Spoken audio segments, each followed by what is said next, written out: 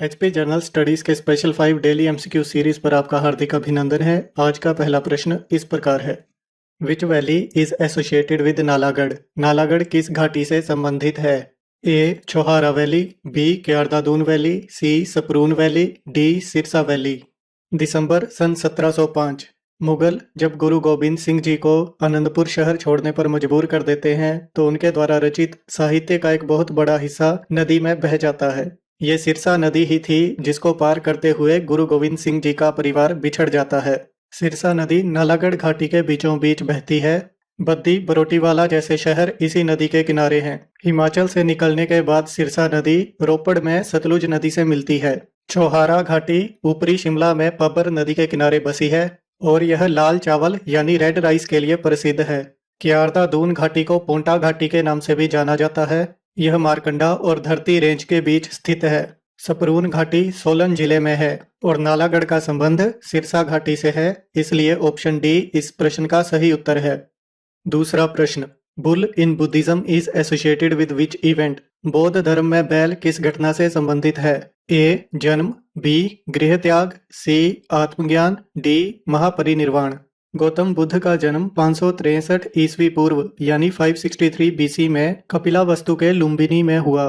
29 वर्ष की आयु में बुद्ध ने गृह त्याग दिया और इस घटना को घोड़े द्वारा दर्शाया जाता है।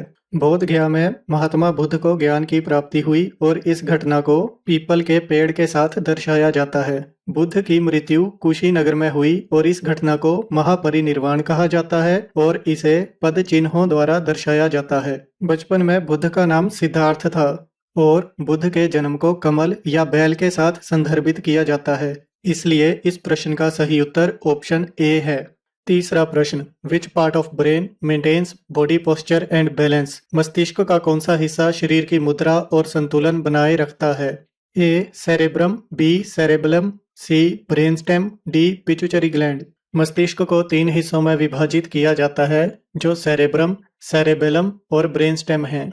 सेरेब्रम मस्तिष्क का सबसे बड़ा भाग है और यह टच यानी स्पर्श, विजन यानी दृष्टि, हियरिंग यानी श्रवण, स्पीच यानी बोलना, रीजनिंग यानी तर्क शक्ति, इमोशंस यानी भाव, लर्निंग यानी सीखने की शक्ति आदि पर नियंत्रण करता है। ब्रेन स्टेम सेरेबरम और सेरेबेलम को स्पाइनल कॉर्ड से जोड़ती है और यह शरीर की स्वचालित क्रियाएं, ऑटोमेटिक फंक्शंस जैसे heart rate, breathing, body temperature, sleep cycles, digestion, cough, sneeze, vomit, swallow आदि पर नियंत्रण करती है। सेरेब्रम के नीचे सेरेबेलम होता है और यह मसल मूवमेंट को कोऑर्डिनेट करता है, पोस्चर को मेंटेन करता है और शरीर के संतुलन को बनाए रखने के लिए जिम्मेदार है। इसलिए इस प्रश्न का सही उत्तर ऑप्शन बी सेरेबेलम है।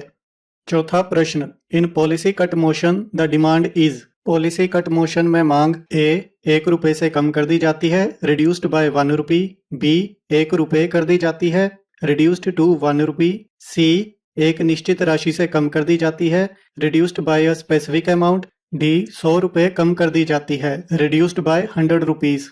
कट मोशन 3 प्रकार के होते हैं, policy cut motion, economy cut motion, token cut motion. Token cut motion में मांग एक टोकन अमाउंट जैसे 100 रुपए कम कर दी जाती है। इकोनॉमी कट मोशन में डिमांड एक निश्चित राशि से कम कर दी जाती है।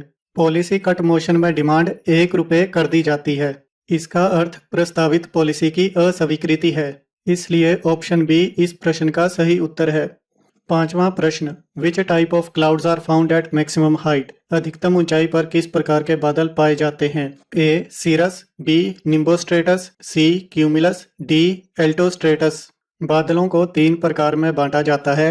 अधिकतम ऊंचाई पर पाए जाने वाले बादल यानी कि हाई क्लाउड्स, इनमें सीरस, सीरोस्ट्रेटस, सीरोक्यूमुलस बादल हैं। मध्यम ऊंचाई या मिडल क्लाउड्स हैं एल्टोस्ट्रेटस या एल्टोक्यूमुलस। निचले बादल या लो क्लाउड्स हैं स्ट्रेटोक्यूमुलस और निम्बोस्ट्रेटस। इसके अलावा क्यूमुलस और क्यूमुलोनिम्बस ऐसे बादल हैं जो एक्सटेंसिव वर्टिकल डेवलपमेंट दिखाते हैं, इसलिए इस प्रश्न का उत्तर ऑप्शन ए है। अंत में आप सब में निहित ज्ञान को प्रणाम। कल की प्रश्नोत्तरी इन विषयों पर होगी, तब तक के लिए राम सत।